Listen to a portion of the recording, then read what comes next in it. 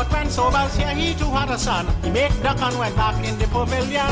It was Gavaskar, the real master. Just like a wall, we couldn't out Gavaskar at all. Not at all. You know the West Indies couldn't out Gavaskar at all. You know the West Indies couldn't out Gavaskar at all.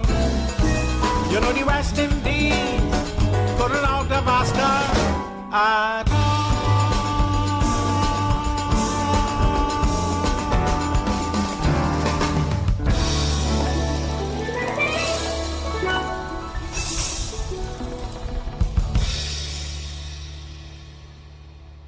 Good evening, good evening, good evening, good evening, ladies and gentlemen. All those of you who are on your way home in this very hot and steamy Friday evening. Good evening to listeners far and abroad, those who are listening to us in New York. Karma, I heard you on the radio yesterday. Those of you listening to us in Miami. Those of you who are listening to us in Africa, wherever you are and you are listening to us, I understand that we are still experiencing some coverage and transmission issues. Some people throughout Trinidad and Tobago are claiming that, especially on the radio, they are not hearing us properly. So I don't know, Mr. Producer, I don't know how you all can deal with that. But that is an issue. This is a part of the diet for some people on evenings, and I know they listen to us attentively, because on this program we don't only share issues, but we share ideas. So it is important that we say also good evening to the owners and producer of this program, and welcome to our show this evening. I am Stephen Matheson, and you are listening to the Third Umpires. I'm here alone at this time. I don't know if another umpire might be joining me shortly, but for now, the program will go on with me as your host. A lot has happened over the week. I've been listening. I've been on the program for some days myself, and I've been listening to a number of things that has been happening, all the issues that have been taking place in Trinidad and Tobago. Certainly crime still plays a significant role in this theater. But there are other very, very important things that are taking place, and certainly I would like to talk about them, and I would like probably you to engage in the program. When there's one umpire, you become the third umpire, you the listeners, because it was important that when there's one umpire on the show, that you join in, you chime in, and you engage the umpire, because we are here ready to break down the news, break down the issues, and see how best we can analyze the situation to give you a better understanding of what's taking place. So it's important that you engage us.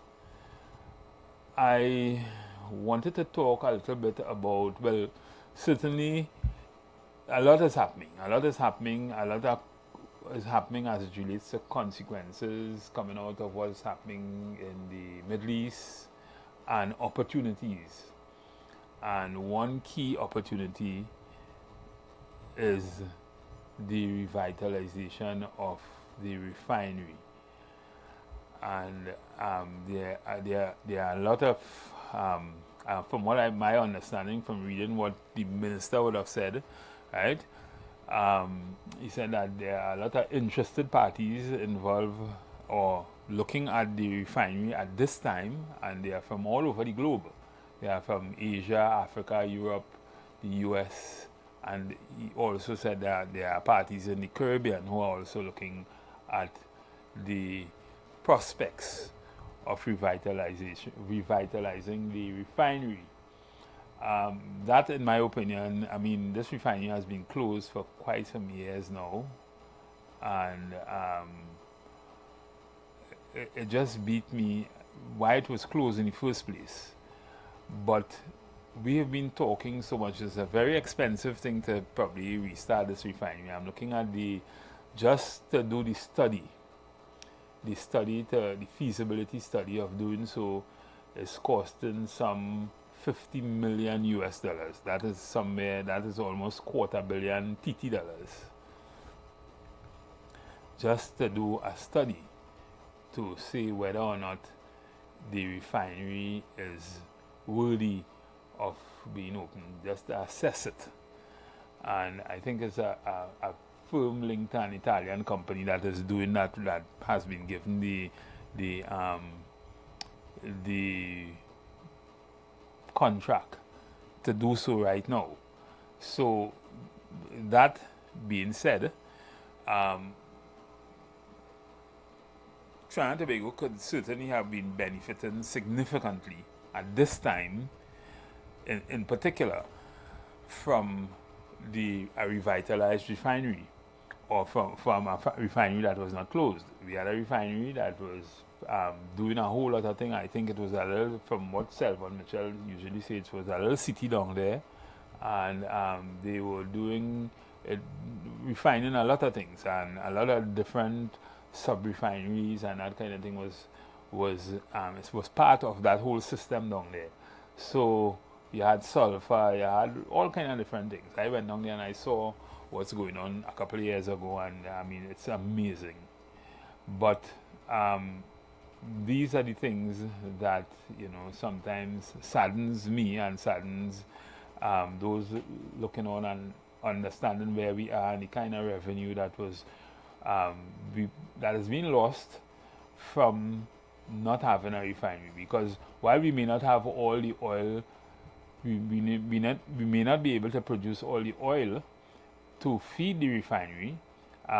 Certainly there are a lot of places, and including right very close to us in Venezuela, with the oil that could certainly be the feedstock for this refinery. And it is sad that we now have the opportunity now to be able to profit from it, and it is certainly not available. That being said, we still have some good opportunities coming out of what is happening in the Middle East, and as such, Trinidad and Tobago, we still produce some oil. I think it's somewhere in the vicinity of about 40,000 barrels a day. And outside of that, there are some other exploration initiatives that are taking place outside there with a number of different companies. And that may soon start to bear some fruits in terms of gas and that kind of thing. But so there's still a horizon that certainly Trinidad and Tobago can tap into or benefit from, coming out of this whole situation that is evolving, and evolving very, very dramatically in the Middle East. And as I say that, I am almost tempted to talk about what's happening in the Middle East in ways that that may not certainly go in favor of the US. Iran is certainly becoming a very formidable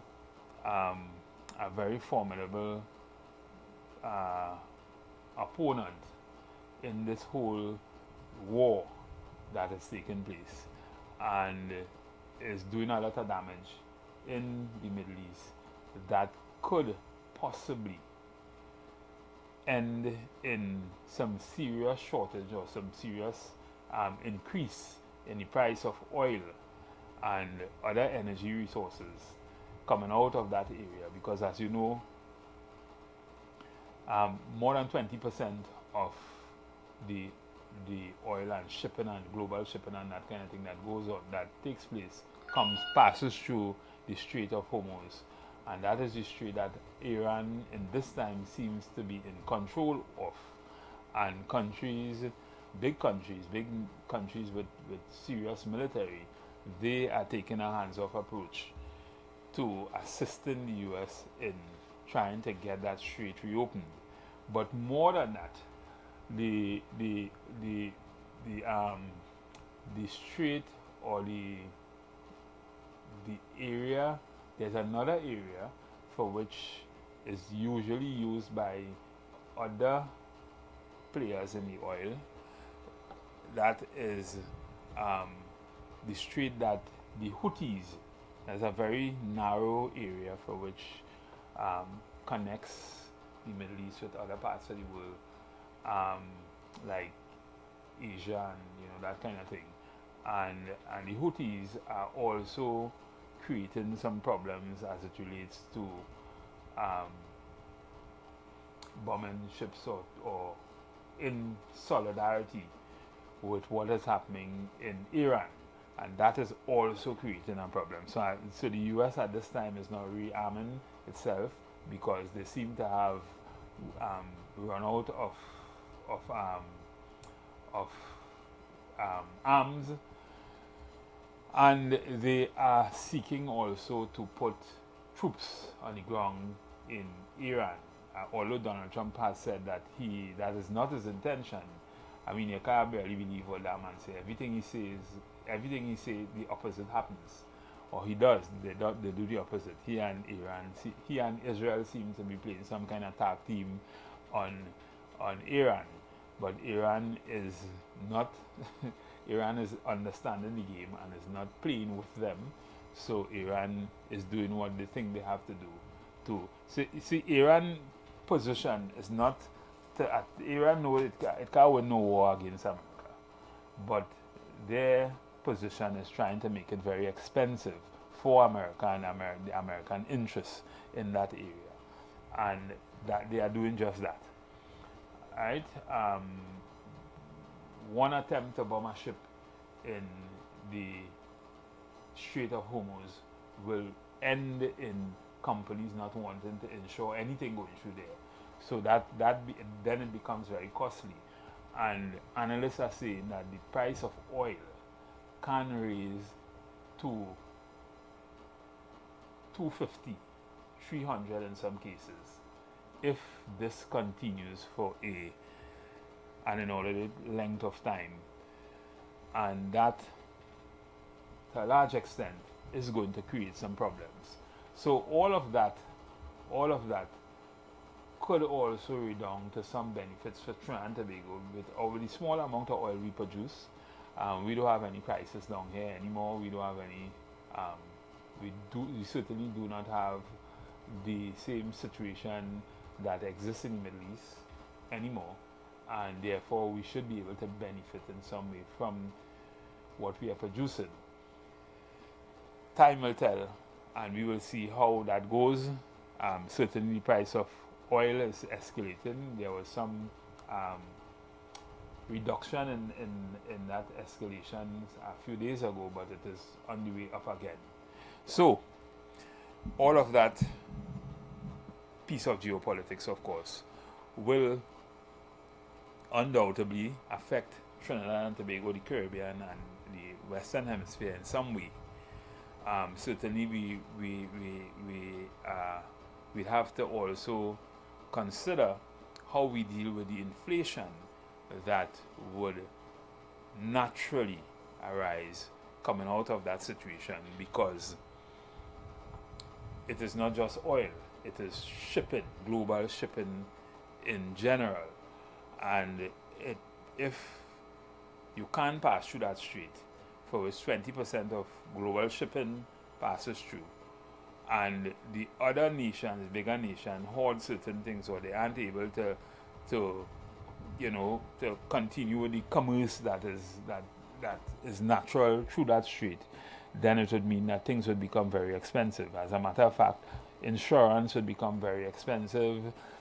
It's a longer time, so fuel and everything will become very expensive, and it will mean that cost will be passed down to importers, and things would become astronomically expensive over the next few months. And that is something that we have to also consider. So this whole situation in the Middle East is going to affect us significantly, or will certainly have some serious impact on Trinidad and Tobago and the way we conduct business. And it is certainly something. I mean, we don't ship anything we don't ship anything significant to places across there, anything that has to go through there. But we certainly depend on shipping from those areas. So maybe we may have to start to think as to how we navigate that difficult period that is about to befall us. And I would certainly like to hear what the politicians have to say in relation to how we navigate that. What are their expectations? Because while we may have windfall in one area, that windfall may be depleted by the inflation that may also befall us coming out of that situation. And that is something certainly we have to look at and consider and certainly think about. This program really focuses on how the government and how the opposition relate to each other, how the batten side, which is the government, bat, what they do to fix the situation, to bring about a different kind of living for the people of Trinidad and Tobago, and how the opposition bowl to either assist in doing so or to correct some of the wrongs that that may from time to time evolve. So, Trinidad and Tobago, today is Friday. I would certainly love to hear what you have to say in relation, any issue you may have, and you may want to engage me. I would certainly like to hear what you have to say in relation to how do we fix Trinidad and Tobago, because we have some issues, we have some problems that are, if not dealt with in the right way, will evolve, will snowball into other bigger things, and those other bigger things will affect all of us. And I always say that, this program in particular, we try to look at things from a very objective view.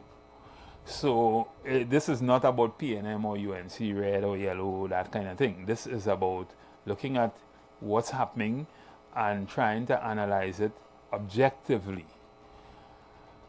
Not trying to cast any blame on any particular political organization or political party. UNC was in office about 15 years ago. They left about 10 years ago, a little over 10 years ago, and PNM has been in office for the 10 years prior to this new administration. All of them would have made mistakes. As parties, as government, as persons would sometimes make mistakes. All of them would have done things that, in hindsight, you can certainly say maybe they should not have done that, they should have done it a different way. But I've heard the Minister of Finance a few days ago said that, when we're sitting outside and we're looking at what's going on inside, it is sometimes difficult for us to give an accurate analysis of the operations of government, because we may see things through a single lens. But when you get in office, you have to see things. You have to see things for everybody. You have to try to manage the little resources that you have to deal with all the little things that may end up big things for the people of Trinidad and Tobago.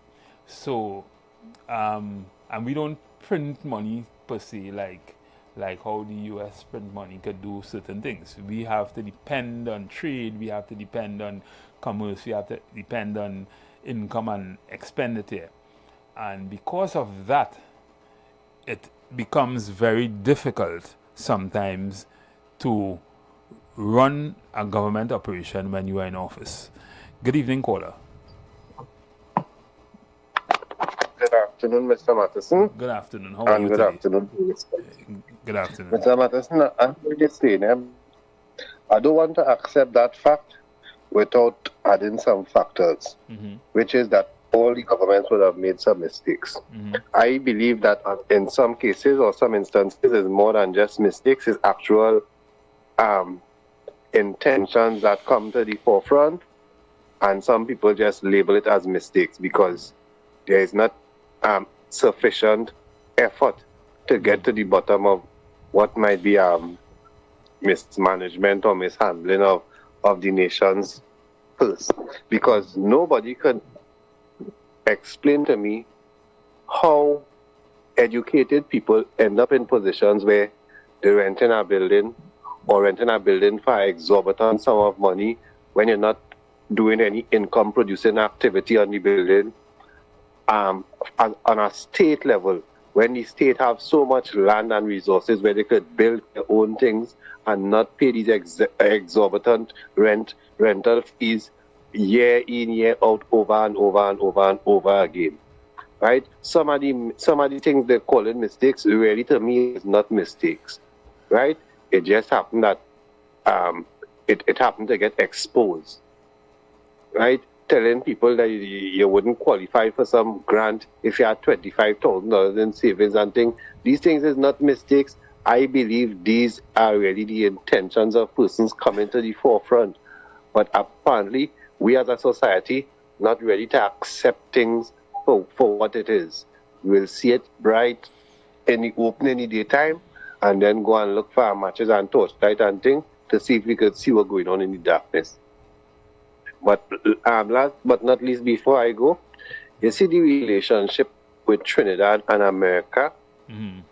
I do not believe that many of us understand that it is a relationship with a nation and not a president, because Donald Trump does not hold that seat indefinitely. So when we hang on to every move he makes and dance to every beat of his tune, right? Are we considering our image, that we are just stooping to the request or the will of a human being, right? All because of the position they are holding. We're not taking no principled stance on anything, right? It's like whatever they say, we just line up and fall in line, right? And people making all kind of ridiculous excuses based on the fact that we have so much amount of trade going on with them. If that is the case, and we understand the position we are in, we need to wake up and shake up and stop being so dependent. That's a good question. That's a good question. Reason.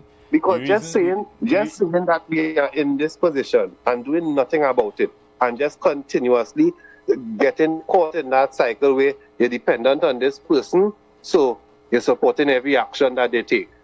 Yeah, because it is not a good place to be in. Why I'm saying that's a good question, and which is why, I mean, if I was the government, I probably would have approached the relationship with the U.S. a little different, not in an adversarial way, but you see, when U.S. president's administration changes, sometimes policies changes, and sometimes those policies are diametrically opposed to the policy that just went. And when that happens, we saw what happened with Obama and Cuba, and you know, these things sometimes comes back to haunt you. I mean, look what's happening with Israel right now. Look what's happening. I mean, who really is the genocide? Who's really committing genocide? Who has really been committing genocide? Iran or Israel? And those are the questions we have to ask. So you know, I like that you pointed out that, because I always say the guilt of someone else will not make you innocent. Both of us might have to sit down in prison together if the system working how it's supposed to work. Just like in the case of Joshua Samaru, though we didn't see his offense on the footage, if he have any offense to answer for, more than just trying to abscond the police driving away from them, right? That will not make the police officers' actions amount to them being innocent. Yeah. And I don't know why we wouldn't free ourselves from that. Because as they rightfully say, look at what so much people. The thing is, we come here every evening and we talk about that Joshua Samuel. I myself, I mean, you, number of people, but we await the investigation because they say there's an investigation. The investigation will be sent to the DPP very soon. We await to hear what they come up with, and the public will deal with it when that comes up. Because to me, that is something very serious. And I just waiting on the spin, you know. I really looking forward to hear what type of spin they come in with, to be honest. Because I really don't have much faith in the systems, right? Or not just the system, but the people who are placed there but to make the system. We're going for a short break. When we come back, maybe you can call us back and we can have this discussion. No problem. Bills to pay, and so do we. Let's go pay some bills on the street 919 FM.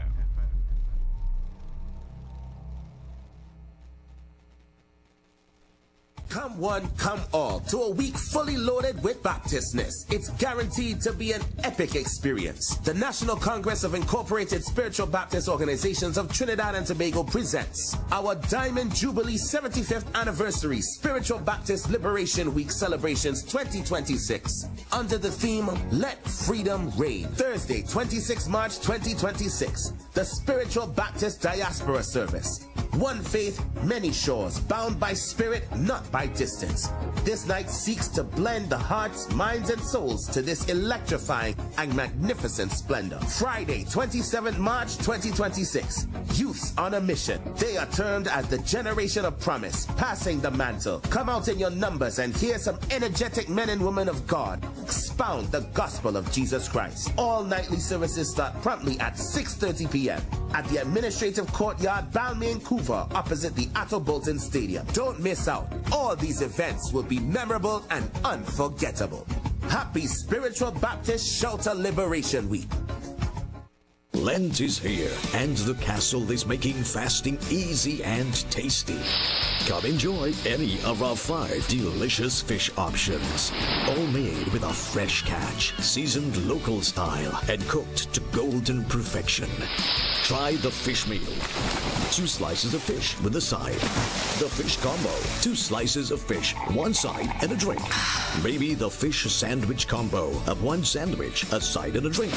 Want more fish? Well, the Royal Fish Meal is for you. Enjoy a slice of fish, a fish sandwich with a side and a drink. Or maybe you just want our famous fish sandwich. The delicious Lenten specials are hot and waiting for you at your nearest Royal Castle. What are you doing? Big D, big fun, KFC, so we big on the ground. The big nation, cause they don't know we will be crowned.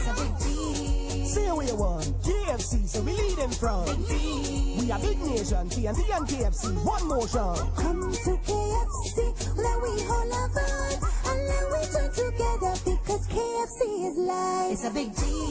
Say what you want, KFC, so we lead in front. We are big nation, TNT and KFC, one motion. TechFlex TT Limited, the #1 computer store in Trinidad and Tobago, has all your tech needs. We have the latest computers, powerful MacBooks, and affordable Chromebooks for school and work, providing new and refurbished options to suit everyone's budget. Also, we carry a variety of printer options and ink solutions for your home and office needs. Need repairs done? Our experienced technicians can solve your tech problems. Visit us now at any of our 2 locations, Wilson Road, Scarborough, next to Royal Castle, or Penco Street, Montrose, Chagonas. Call 235-4919 for more info. TechFlex TT Limited. Affordable tech. Exceptional service. Friday is for feasting. Fantastic Fridays. 5 pieces of chicken and 3 sides for just $89.95. Big value for the whole lime. Weekends start right. It must be KFC. Order now. Follow KFC Trinidad and Tobago WhatsApp channel for all the deals. Our 75th Diamond Jubilee is here. Come join us for a week full of events. Monday, 23rd, grand opening of Liberation Celebration. Let freedom reign. Prohibition to Promise, 5 p.m. Tuesday, 24th March, a night of sacred strength and nurture. The men and women who carried the faith, whose shoulders we build upon. Wednesday, 25th March, night of praise and triumph. Thursday, 26th March, Diaspora Night. One faith, many shores. Bound by spirit, not by distance. Friday, 27th March, Youth Night. Generation of Promise, passing the mantle. We will be there, you will be here, and we shall celebrate our 75th Diamond Jubilee of the spiritual Baptist faith.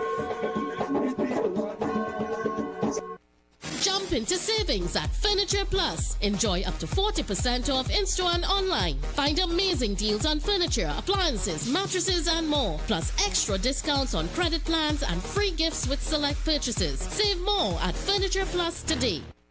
Get ready. This is big. Our first annual Epic Fundraiser Cruise. Sail in the sunset aboard the stunning Embassy yacht at Kings Wharf, San Fernando. Easter Sunday, 5th April 2026. Boarding 2:30 p.m. sharp. Sunset vibes, sweet music, pure liming on the water. Tickets only $250. All funds for a great cause. Together we change lives. Quick route, no glass bottle, no big coolers. Casual dress, come as it comfy. Payments can be made by Monday, 30th of March 2026. Tickets still available. Call or WhatsApp 683-8569 or 716-4203 right now. Limited spots, don't sleep. Sail in the sunset, Easter Sunday, Embassy Yacht. Let's go. Man, I went by the ATM to get some cash and the machine saying insufficient funds. I sure I have money in my account. Boy, that happened to me already. Here what to do. Make a report to your bank. But if you're still not satisfied with how they're dealing with it, contact the Office of the Financial Services Ombudsman. Let me text you the number. If you want to resolve a complaint with your bank, non-bank financial institution, or insurance company, contact the Office of the Financial Services Ombudsman at 800-4FSO or visit www.ofso.org.tk. We can help, and our services are free. Score with Coca-Cola. Check out the FIFA World Cup 2026 consumer promotion on now under the 591 ml football label bottles at supermarkets nationwide and see press or social media for more details. Score with Coca-Cola. It's a whole lot of flavor wrapped up in a twist. Some of them try to rap, but they don't rap like this. With crispy KFC tenders and lettuce and carrots and shredded tortilla embedded, perfect wherever you headed. Dripping with that creamy mayo and that mambo sauce. Let me tell them one more time to get my point across. It's a craveable, crunchable, movable, functional, flavorful meal that your taste buds must endorse. KFC, crunch twist, crunch twist. None of them, they don't make them like this.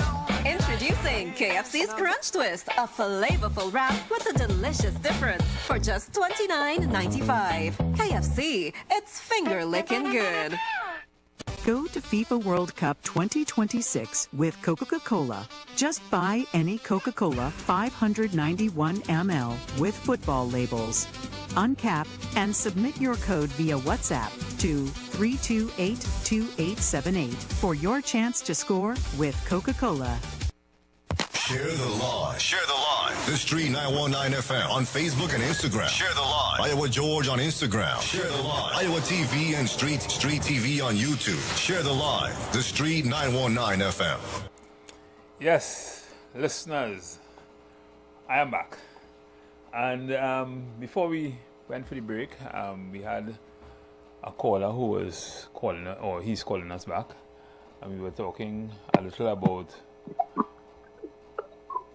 Yeah, Mr. Matheson. I just wanted to finish off and characterize this individual, Mr. Trump, and put in some facts surrounding this gentleman. Because as I say, we are operating as if our loyalty is to Trump and not to the U.S. And I have a serious challenge with that. Because Donald Trump has been convicted on about 34 counts of felony, right? He has also pardoned all the insurrectionists from January the 6th who went to the Capitol Hill and physically assaulted a number of persons. He pardoned this guy who was serving a 45-year sentence for bringing in over 400 tons of drugs into America while fighting anarcho trafficking, drug war, so he says, right? And not a shred of evidence was produced to suggest that anybody who was blown up was carrying anything on those boats that were blown up. This is the character of the gentleman, somebody who boastfully talk about grabbing women by the crotch. A number of things. We're not watching the character of this man, but we're going out on a limb to call Mr. Maduro all sort of different things and not provide any evidence. We're not considering how we're looking and what will happen to us after Trump loses the power that he have, and maybe somebody who has sense will end up in that position. How will we look amongst our Caribbean brothers and sisters? How will we look to the wider world? And we were just supporting this rampage of this, for want of a better phrase, a madman who has no idea what will be the outcome with this thing that he started with Iran. And continuously produces misinformation, untruths. Well, let me just see if I could probably unravel your question, right? Maybe I could see on the line. Yep. Remember, at the end of the day, Donald Trump is the leader of the free world, so to speak, right? To put it another way, he is the man in charge of America. He provides a different kind of leadership, right? Whether we like it or not, the world, for the most part, Donald Trump respects certain kind of people, and if you oppose him, you could have trouble coming to you. So it is not a question of whether or not we should deal with him in a certain kind of way, but maybe we could deal with him. I mean, I think the politicians here, they're doing, in my view, in my opinion, I think they're doing what they think they have to do, right, with respect to Donald Trump and the U.S., right? But my only concern is going in too far with this man, and we have a change in administration with different kind of policies which are diametrically opposed to what he is espousing, and we having some kind of problems down the road. So that's my only concern. Other than that, we had to deal with that. We had to deal with them. I mean, our hands are already in the lion's mouth, and taking it out, dragon's mouth, and taking it out could cause more problems than just keeping it there. Well, I agree with, but I also want to point out that we don't necessarily even have to wait for a change of government, because the gentleman has proven to be someone who can change his mind even before the end of the day. So he could pull the rug from below us, right, while we giving him all the support at any moment's notice. As he has done with a number of other countries, like bigger than us, Canada, yes. Other places. Yeah, he could do that. And before I go, Mr. Matteson, as you say, some people, when you have to treat verbally, yes, there might be a level of fear and whatever involved in the studying the consequences, just as belling the cat. You understand? You're afraid you might lose your life and a number of different things. But at the end of the day, we have to really weigh things on a proper scale to see if it's the right thing that we're doing. Because when we set that type of example, what are we saying to the people in schools who are doing the bullying, who are trying to stand up to the bullying? Are we saying, well, if you can't win the bully side with him, is that the message that we are sending and asking, or the example, that we are putting and asking for a different outcome from children? Then you all look for all those are direct, fallouts of our engagement with the president, and it is more or less ethical dilemmas that we will more than likely have to deal with in one way or the other. But I don't think, given the nature of that gentleman, that politicians will be judged too hard, given the nature of the gentleman and his expectation on persons who he is willing to support. Right? And that is just my position. You know, history wouldn't judge you too harshly if you were seen to be having some kind of rendezvous with Donald Trump in some way that some people who doesn't understand the whole diplomatic relationship questions. And that is just my position. But I was talking about, you know, how do we rationalize what is happening in the Middle East and the impending fallouts of that with what is happening in Trinidad and Tobago, both opportunities and threats. And those are the things that, as a small nation, we do have to consider. It is something that we have to consider very, very, very seriously, and we have to consider very quickly, because things are moving very, very rapidly, and the situation is very, very, very dynamic at the moment. One day it is one thing, the other day it is something else. Right now the price of oil is like a seesaw.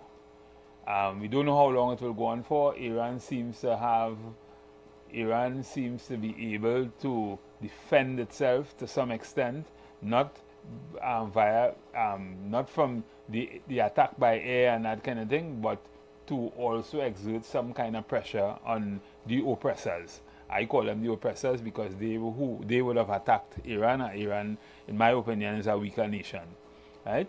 So that is the position, and as a result of that, you have other consequences in the Middle East, possibly the annihilation of the smaller nations with less power to do certain things, and a whole kind of disruption that will redound to disruption in the entire world, especially for small nations, small emerging nations and economies.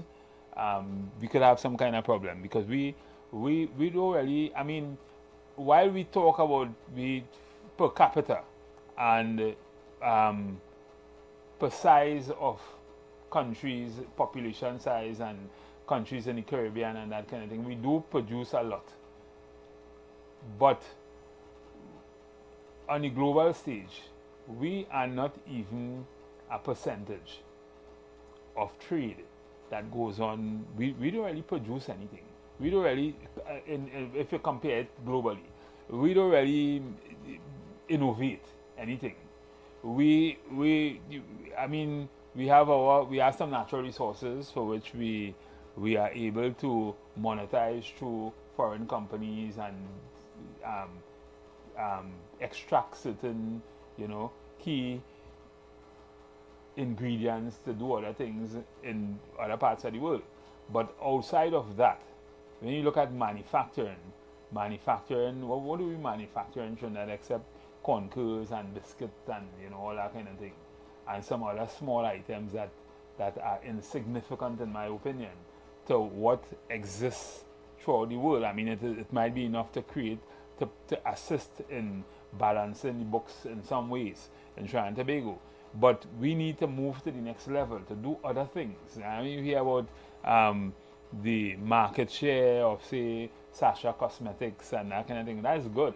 But in terms of creating something that is in Trinidad and Tobago that is needed, an absolute necessity to a population somewhere else, that we can earn real foreign exchange. Could you imagine if we create one thing in Trinidad and Tobago, one thing that the world needs, and it could cost just $1, and we could produce that at scale?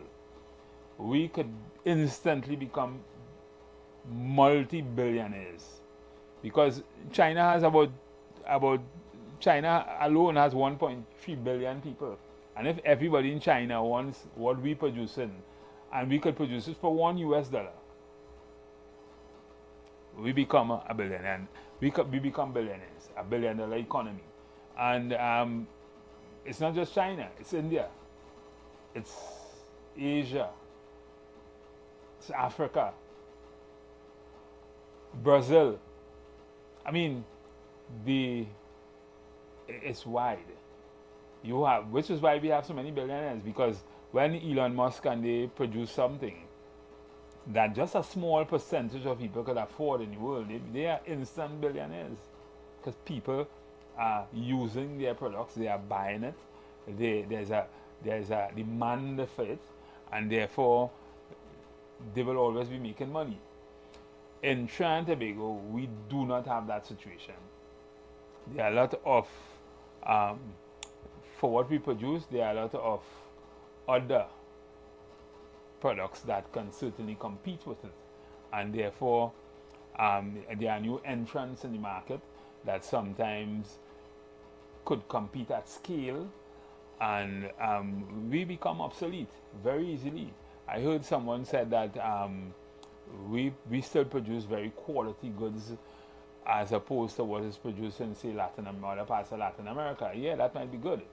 But if somebody is producing something that is of less quality than ours at scale, and it is doing the same thing, then obviously you will buy the cheaper thing, and we will still be without with all the genuine efforts to produce something that is genuinely better than what is produced elsewhere. So the thing is, we had to weigh everything, and we have to understand that at the end of the day, it is about markets, creating that market. It is about producing something that is needed and high demand for somewhere else, and that demand must extend. It doesn't matter the price, but it must extend to a very wide population, and therefore that is how we will make money.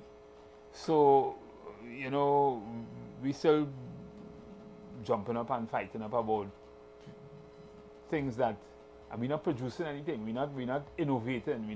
We have our innovation guy here who is usually here sometimes. We're not doing anything. We are way down the totem pole with respect to innovation and that kind of thing. We're still fighting up it. We're still talking about the best carnival in the world, and then which we are not. And people who travel and go to other places and see what's happening will tell you we're not, right? So,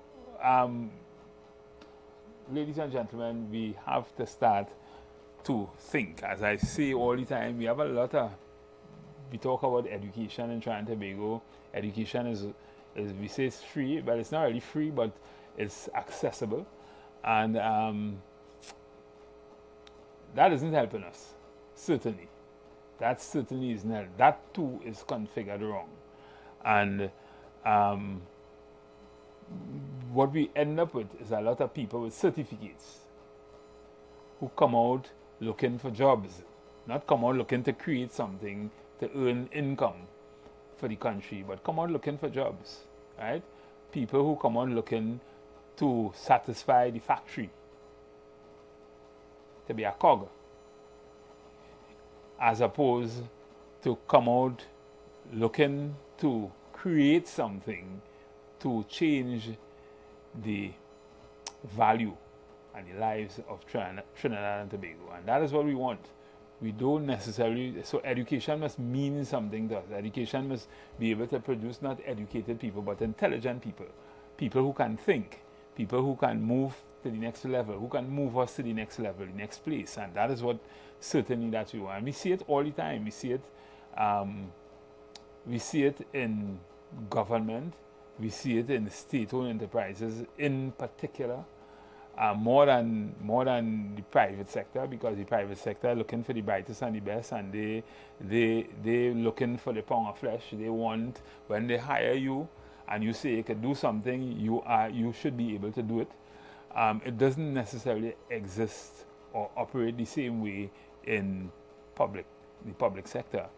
And that too is a challenge. That too is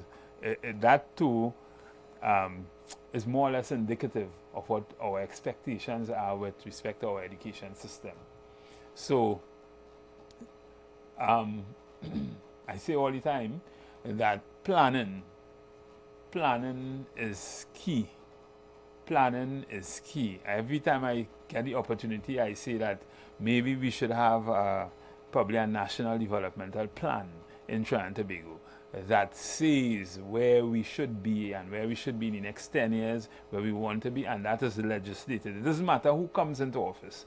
Whoever comes into office, they have to finish this. They have to, what we call white elephants are sitting around Trinidad and Tobago because it was started by another administration 10, 15 years ago. You know how many? That is Trinidad and Tobago dollars spent. That is money that you could have spent doing something else. That was spent on things that got turned down after a new administration come in office, and it happens all the time. That shouldn't be happening, and that wouldn't happen if we have a national developmental plan. Good evening, caller. Hello? Yeah, Matters. I'm listening to you. You're right on point. You're right on point. Because I just ask myself, will we sell we point in energy products to the US? All right? Some, all right.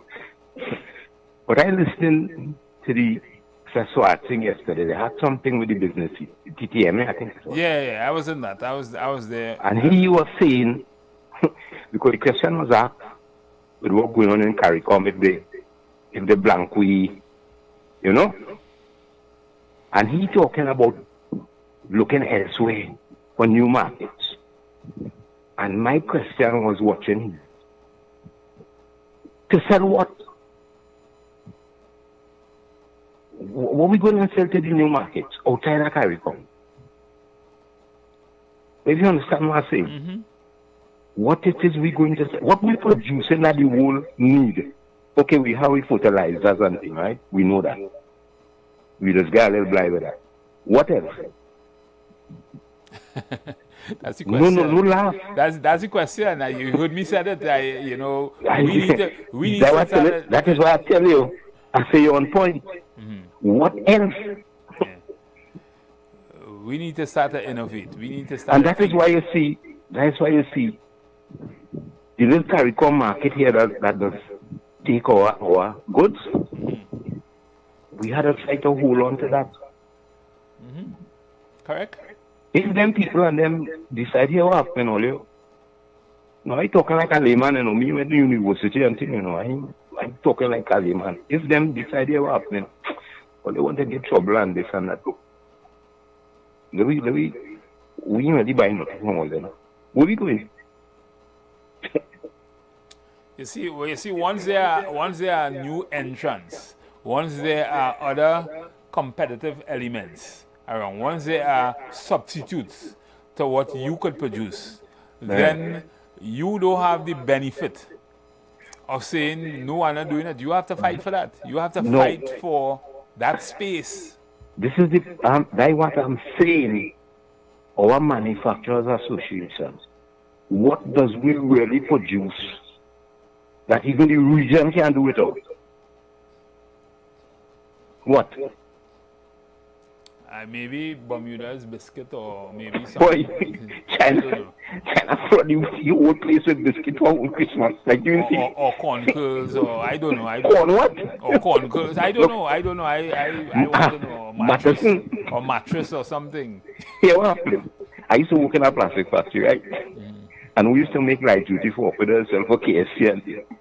That years ago. You know what China do?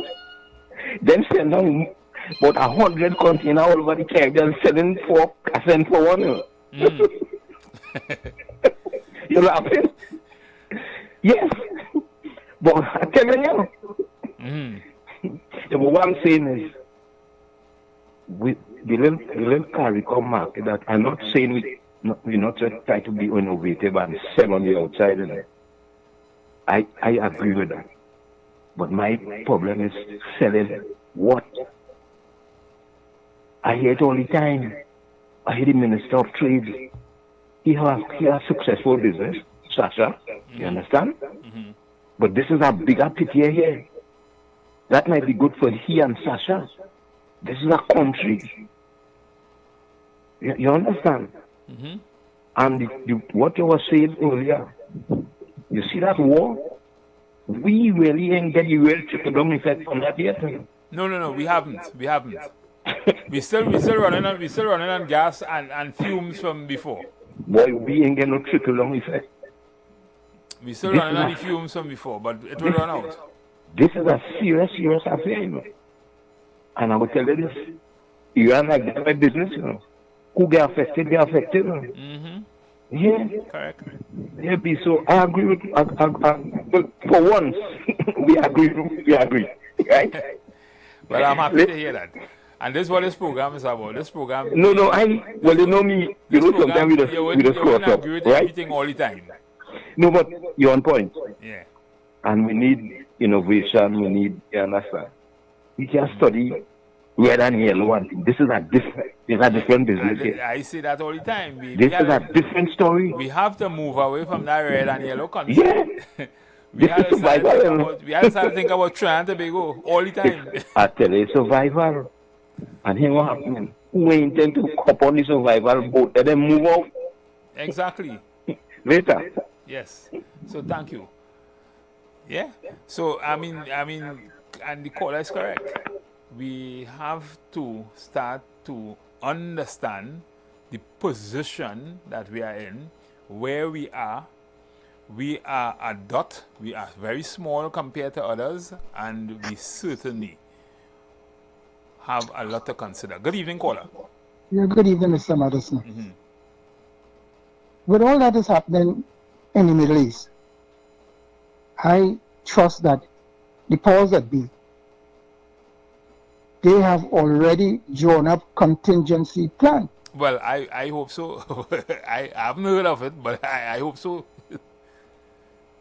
Because it won't be easy. Because what is happening here, we talk about oil price going up, but food prices going to rise too. Exactly, everything will rise. Yeah. So we're not an island. We're not a globe. I mean, we don't make everything here, and certainly, even the countries that are almost self-sufficient, they and all will suffer. Like America, they and all will suffer from it. Yeah, because almost 85% of the goods and services that we consume comes from outside. So the situation that would exacerbate or help to exacerbate our problems. Correct. And I trust that they are looking at the thing carefully and planning as to how you're going to deal with it.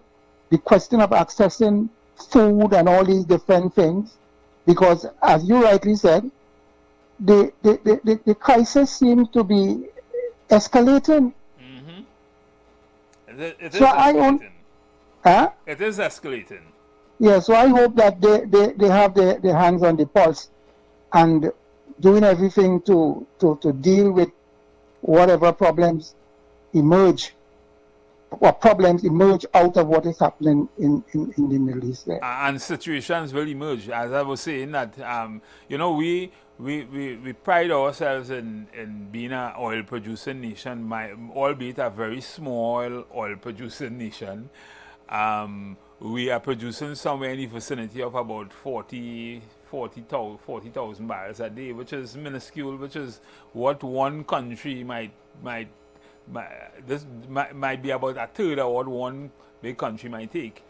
But the thing is, while that might, and even if we were to benefit, while you may be able to benefit from that in some way, on the other side of the balance sheet, you now have to also think about expenditure. And the fact that we purchase almost everything from outside of Trinidad and Tobago, we don't produce most of the things that we use here, right? And therefore, that blockage that shipping blockage that will send up the price of insurance, that will send up the price of fuel that has already, fuel will already affect, because shipping now has to go a longer route to get to here and to get to other places where you need to route whatever is coming here too.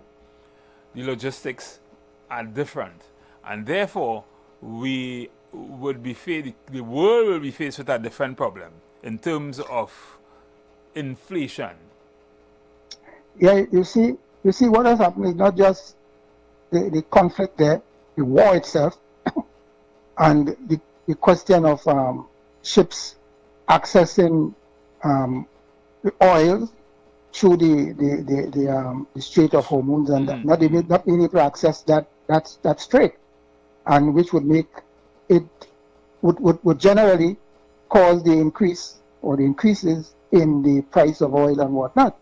But when I look at what the plans that the government had or put forward, they did put forward a couple months ago with respect to the revitalization plan. And the damage that has been done to Qatar, those people, the UAE and all that. I was thinking about just what it was. I was thinking about that just a few days ago. Yes, and that is critical because they are telling you, I think it's Omar, is saying that it would take them 5 to 10 years or something and the war ain't finished yet. And because Iran, the damage.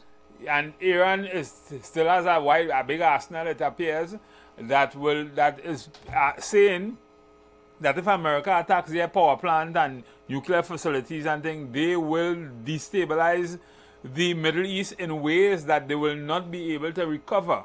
That's what they're saying. So I am looking at it from the perspective of our development and the revitalization plan, whereas those investors there may not, in fact, they may concentrate on development within their own countries, the GCC, that's the Gulf Cooperation countries, and not divert or direct their investment to our situation or our country. As well as there's another side to that, and the other side to that is like the respective kings and monarchies and things in those places may very well want to get out because their people will not rise up against them. And they may very well want to get out, and they may probably see Trinidad and Tobago as a viable place to invest. I don't know. Those are options also. Well, yeah, but I think that's the other side. But yeah, so it's both sides. Yeah. The side that they may not want to direct here, and the fact that they may want to get out. That could be a possibility. Yeah. You may have to put that on the table also. Yeah. But I'm saying that in a very delicate and precarious situation. It is. Not just in Trinidad. It is a very but the Caribbean as a whole. For us and the Caribbean. But you see, the thing with the Caribbean, I mean, the other parts of you see, one of the things that we haven't really strengthened in any significant way in Trinidad and Tobago is tourism. I don't know why, but and we have the potential to do so. I don't know why. I don't know if it's the bureaucracy. I don't know what is causing us not to be able to widen tourism in the way that it should be widened. Right? Well, the focus over the years, since you had 1973 with the Olympian War, where oil prices skyrocketed and whatnot, and we profited. In fact, we benefited significantly from the oil prices.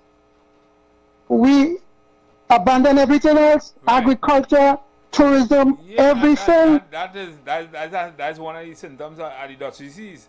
But the thing is, you have, when you look at the receipts of St. Lucia, Barbados, Jamaica, right? They turn over millions of people annually in their airports and things, and there are tourist people who come in and spending money. Yeah, but you see what they were saying, what the politicians were telling you. We have oil and gas. It can't done. We have that to burn and it can't done. And when they had this rider, that's Ryder Scott. When they told them that, I think Manning told Manning that we had about 10 years of reserves. Yeah. A lot of them said no, that and so. Right, they're wrong, and it came to pass. So I'm saying that when you read people like Lloyd Best, when he spoke about plantation economy revisited, and he spoke about the monocrop. Yeah, when he said oil was the monocrop. Commission agents. Yes, well, merchant class. So just import, and then you take your raw material and you send it outside there. So Moscovado. So that is where. So we have to start. This economy has to start from almost scratch, you know, because we had reached a certain level all in before 1973 in terms of tourism and whatnot. Tourism was booming. You had Hilton, you had all these other small hotels and whatnot. They were doing well in Buko and all in Tobago. We had manufacturing here. We exported quite a lot in terms of we had coconut oil, copra, and all these different things. We had citrus, and we import substitution, and they mash up everything. So we had to start from scratch, and we are now vulnerable to what external shocks as what is happening in the Middle East today. So I don't know, but I only hope that the government has a contingency plan or working on one, because it won't be easy. It won't be easy, and the challenge exponential when we think about the fact that we haven't started feeling it as yet isn't enough to say that we wouldn't feel it, right? It's coming, and it's going to hit us very hard. So we might be thinking, hey, we might make some money from the oil and that kind of thing, but listen, there are other things that are going to happen that will make that look like a Christmas party. Yeah, so I hope they're acting on that, and they would have pulled a team together to monitor, work on contingency plan in case something happened, things turn for the worst, how we are going to get out of it. So that is the kind of planning that I want to see. And I started talking about the revitalization of the refinery. I still see Roger and them as a joke, but I started talking about that, and I personally, I think when Munila said that there are tens of persons who are looking to invest in it, but I mean, we're talking this too long. I mean, no, but what I'm saying, I heard you spoke this earlier on about this, and the trade union being OWTU, Roger and those people putting forward a team to go in and to determine whether it's the feasibility and whatnot, and probably not just feasibility, but whether in fact it can be, whether it's suitable, or whether it can do what they expect, they expect. But I don't know, I don't understand what you told me here, what I heard on the news last night and what I heard from you seem to be in conflict. And what, you heard the question that Young asked? He said that, okay, so the OWTU, they was in some financial problem with the first bid, the first group. Who in the right mind gives the OWTU $350 million to at least do a feasibility study, just not to do a feasibility study, and if you're spending that kind of money, it stands the reason that you get the project. No one is saying whether or not to get the project, because the government is saying that they're not paying for that. Well, yeah, but I heard C. Prasad Bechan saying, well, look, how they could have access to the refinery. If the government, if in fact, how they got access. And I'm saying that if this government doesn't handle this thing carefully, because we have limited time again, and it's time because it's been down for almost 9 years, right? And if you don't, and people clamoring for them to get the refinery going, and you have they would take, even though the previous government shut down the refinery, you may have to shoulder all that, if you can't get a refinery going. So time is not on your hand. And I'm saying that this is big. You ever heard of big people business? That is not for Wilshire run. That's not a plaything. That is serious business. Of course it is. It's either you want to get the refinery going or you don't. I don't know where. I can't understand. We have to move away from that kind of. I don't, in my mind, I don't think that Roger and that OWTU, they have the capacity to run that refinery. It requires almost $8 billion. They're telling you to start to get that refinery going. Even if you do it on phases, it's going to be costly. This is not something you could pussyfoot with. This is serious business. This is bread and butter for the people's livelihood, the people's standard of living and quality of life. And it already looked like something is happening. Something is, the proposed investor seems to be hedging for whatever reason. Because well, obviously it's a lot of money you had to spend there. You had to have the oil to feed it to make a profit, and then you had to have a huge capital investment to even start it up for the first 3 to 4 years. So this is that kind of blind investment you're going into. You don't know what's going to happen. But what I'm saying is, I blame the previous government, because I mean I couldn't see, after I look at the pros and cons, I still can't understand the reason why they shut it down, right? Well, one of the things for God's sake, I can't understand. You can't understand. I can't see at all how we reached there. As one of your callers say, how we reached there, how we reached the closing of that refinery. Yeah, because when you I can't see it. When you think of it, okay, if you had a human resources issue, and clearly you had a human resources issue because they was running there like WhatsApp, right? You had a whole set of people just duplicating certain things. I mean, that was a whole crazy scene there. But you could have fixed that. That hard to fix. Well, but people were telling them about turnaround management. You could have called us Stephen Matheson or you know, and solve that problem very easy, right? But and then what was more is, during a campaign, I heard somebody said that we are this thing with the OWTU and the application or the proposals that they put forward to the last government, which I think that they did not pay much attention. I don't know. I don't want to commit myself there. Which, you know, ended up in the situation where they were not given the option. Apparently, were not given the. And somebody said, we're going to make OWTU, we're going to make the union businessmen in this country, and all kind of nonsense going on, right? I am saying that what is required, we need to get that refinery going, and we have to be serious. And you see this thing about, and you have to be transparent, because I want to know what is going on. How OWTU in the middle, and I'm hearing about some $50 million, right? US. 50 million US, where this money is coming from, which is the company? What is that company that is going to do the feasibility, or probably determine whether in fact the refinery is fit for purpose? I don't know. And the people has to know. Listen, at the end of the day, I'm glad somebody want to do that, but I want to know to what end, because at the end of the day, this is going on for a long time. You know, we're talking about this years now. Since this refinery closed down, we're talking about reopening it. Right? And nothing seems to be happening. Why? Well, the thing about it is that they said that they have people who are interested outside. Yeah, but they're saying that all the time.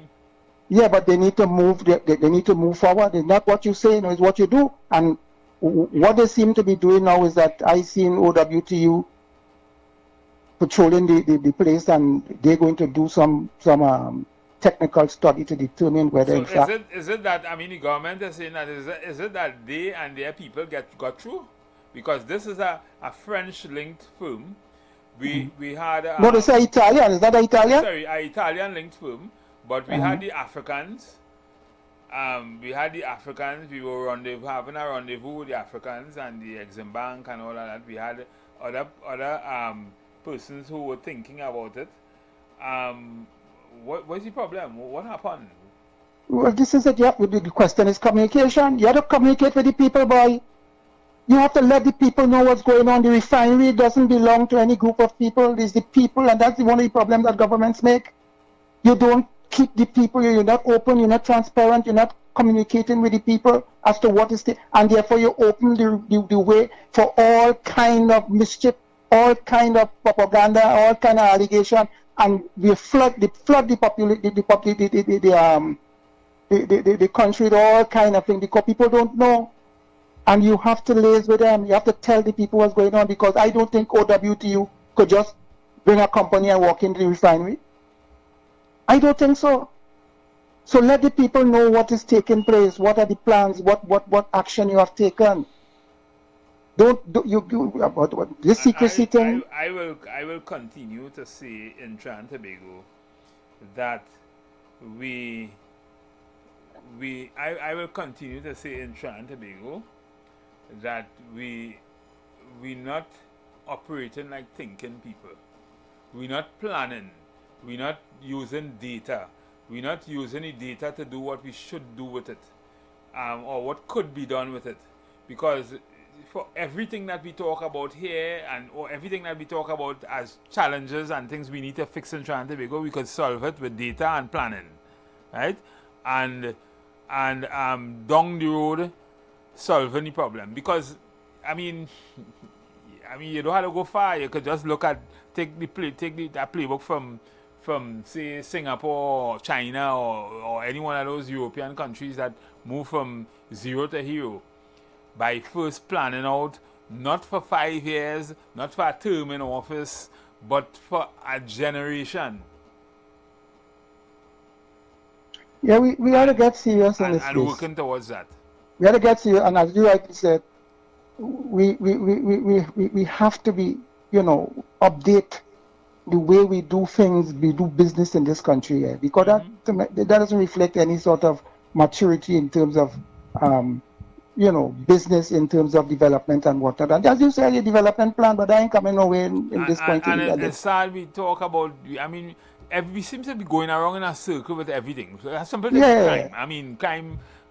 Crime has been, the escalation of criminal activities and serious crime have been taking place for the last 15-20 years in Trinidad and Tobago.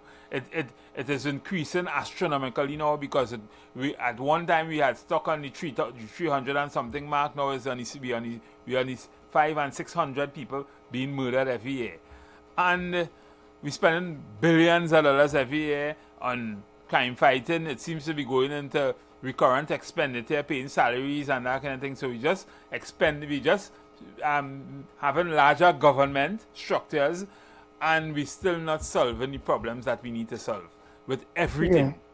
Well, I don't know. I really want to stop speaking about this crime situation, and even though I will be affected, my family and everybody, could become victim and all that kind of thing, which I don't want to happen. But at the same time, it appears as if some people are quite satisfied to let things continue the way it is, because as I said some time ago with respect to this crime, and I've been saying that we have best practice, and we spoke about that on many occasions. No matter what you tell them to put the people in the community. Yesterday I heard somebody as a senior officer saying, because of what went on in Sandy Grande, the people, if it means that they have to put police in the area to allay the fears of the population, then they would do that. So why you don't do it? Why you don't put police in the communities? You have to wait until you're reactionary. And then you telling me that. But then you have in communities, Diego Martin, you have patrol, you have nothing. You in downtown Port of Spain, in Belmont and Lavantil and whatnot, put the people there. So I already said it, and I said it before, and probably on your program, that what is going to happen here is that I don't know who running the country, because it's the government who is responsible for the security and safety of the people. That is the primary function or responsibility of any government. Correct. And you have to get the police to do. You have a plan, and you have to get them. Because you don't have to dictate and come down. You go and do this. but you have a National Security Council, and you could very, very skillfully, well, what is happening and so on, so we do it, what's the plan and we want to get, you could do that. You could get, if they seem to have some inertia, they're not willing to, they seem to be stuck. They can't get anything, they can't move because you have people like that. Get the thing going because they're going to, people becoming rather frustrated. Very, very and you see, and what I'm saying is that you see it all over. You see it in England, you see it in Baltimore, you see it in Jamaica. No, the but police when you say the people becoming very frustrated, that's real. I mean, last night I was viewing a video with a confrontation with a maxi taxi driver and some licensing officers on the bus route somewhere.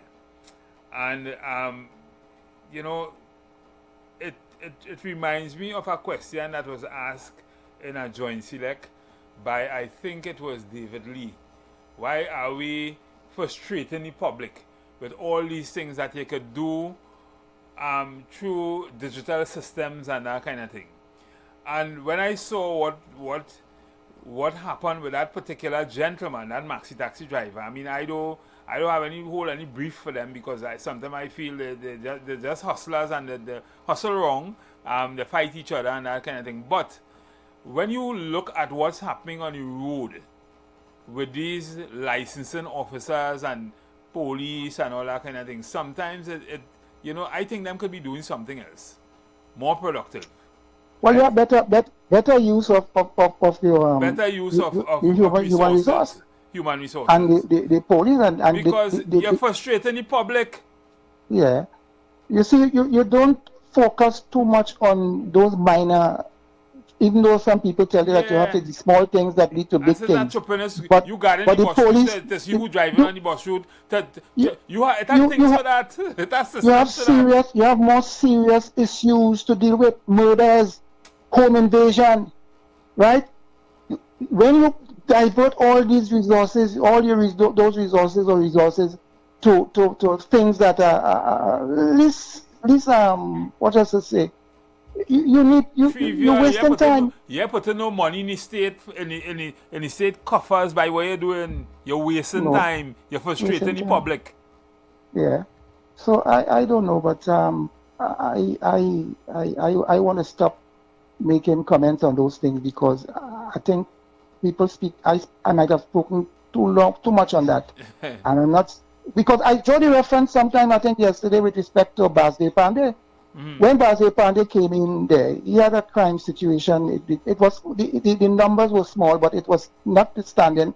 It was considered high, relatively high, given where we came from. It was one something and bordering two something kind of thing. And some people even accused him of throwing his hands in the air. Yeah. And Basde Pandey, he said, well, look, I have a problem here with crime, and I have to deal with it. And he went and he determined that he's going to have what you call the community policing and all these different things. But you have to that came under Basde Pandey? Or I think that came under the UNC and the People Partnership Administration, if I'm not making a mistake. No. You had the patrol under the UNC. Okay. The community patrol or whatever it is. But you had the community policing under Basde Pandey. Oh, right. Yeah. And yes, the community policing, yes. Correct. It worked, but you can't sit down and just watch things happen. People dying, people going into people's houses, and you doing nothing. The people, even if you try something, you put something in place, and people say, well, yes, you weren't successful, but at least you tried. That, and I am not seeing that, so I don't know. I really just fed up. I have very little to say with respect to that again. It's very, very and just try to protect myself and forget this thing. Correct. Because you're outside there. Sometimes you are forced to take that selfish approach. Yeah. And just don't say nothing and just live for yourself. But then that would be selfish. That will go against good men doing that will feed into that saying, when good men do nothing, bad things happen. The thing is, but you see, I know that, I agree with you. But what I'm saying is that I can't come on a radio every day with other people and people saying, you have a Zoso bill, will tell you that. And the thing is, his Zoso bill speaks to those things. But yes, the people did not support it, but there are things that you could implement outside of the Zoso bill, and things that, you know, people, you don't understand when people say that they fear, people don't come outside. I live in a community, when I look outside in the morning or in the night, nobody on the street after 7 o'clock. In the morning, people used to go and take a little jog and thing. You seen that at all? Nobody on the streets. So you're decreasing the quality of life of citizens. Well, this is it, yeah. I mean, so I don't know. But all I can say is that I could try to, you know, advise that they try to get the police in the communities. Try and have patrols in the community. But caller, we're coming up to the end of the program. Yeah. So certainly you can join us sometime Monday, or not some Monday, Tuesday, where we could continue with this and other discussions. Okay? All right. Yeah. Right, all right. Thanks. For calling. Have a good weekend. So, ladies and gentlemen, we've come to the end of the program. Of course, this is Friday, and the program is 2 hours on a Friday. So, have a good weekend. And so do we.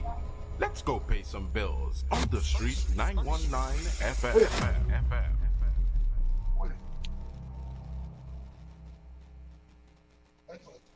Come one, come all to a week fully loaded with Baptistness. It's guaranteed to